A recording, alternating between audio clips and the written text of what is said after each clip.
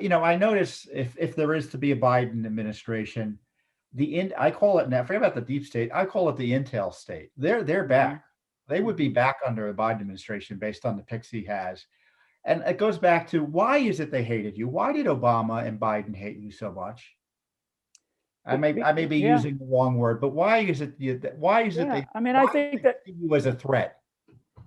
well, I always wonder how I even got promoted, because Obama chose me twice. He appointed me twice to assistant director of national intelligence, and also for the director of the Defense Intelligence Agency. He appointed me twice, and that means that I was Senate confirmed twice.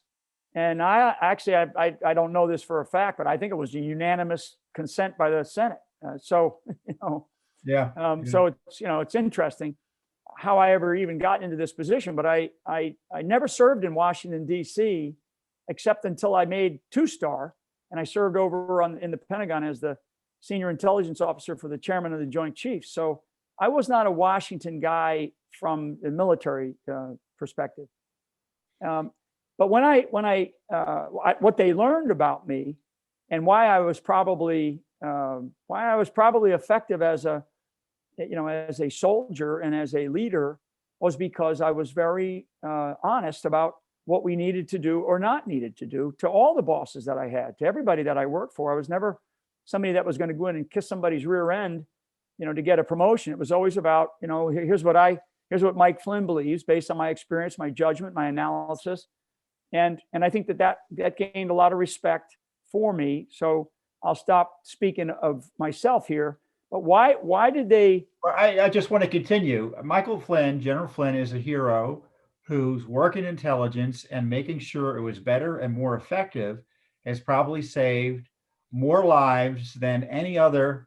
I don't want to exaggerate too much, Yeah, yeah. but it's fair to say that you saved lives by making intelligence better and more easily usable by our fighting men and women on the Yeah, field. by our warriors. That's right. That was my whole purpose in life. I never wanted anybody to forget that at the end of what we had was some man or woman who was willing to sacrifice their lives to do something that they don't even totally understand, frankly, for people that didn't care about them. So, Yeah. but they're willing to do it.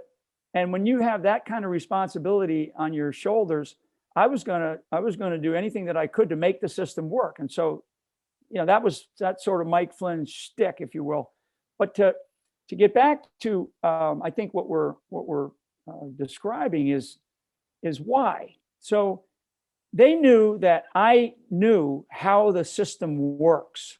Okay, I know how government operates. I know not only the Defense Department, the State Department, but the intelligence community, which are really the sort of the three big tiers, if you will. I know these organizations. I know the agencies and activities. I know the functionalities that they have within and the interrelationships that they have. And I know the parts of them that are totally broken and abusive, frankly, to our own system or to our republic, and willingly will take money from the American public and spend it in ways that the American public would be absolutely outraged by. So I know all those things, and I still know those things, and I do believe in reform.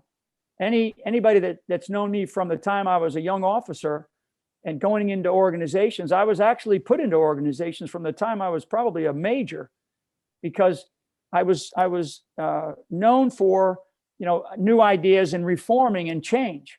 And so in different aspects of my career, that was kind of what I did. When I look back at the Defense Intelligence Agency, one of the major reforms that we put in there, that is still operational and it's still effective.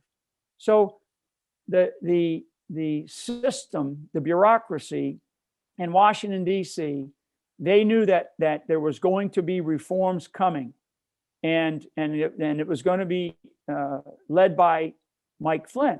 And the first set of reforms was the National Security Council, which is just this bloated government inside of a government. And then the other reforms are then the intelligence community that's under the executive branch of the government. And then the Department of Defense. And then the Department of Defense, it's not just it's not just it's not our military, so to speak, our uniform wearing people, as much as it is the bloatedness within the E-ring of the Pentagon. And also there's an intelligence system inside of the Department of Defense that most people don't understand. I remember talking to a general you probably know, and we were talking about cost savings in the Defense Department. I was worried about the budgets.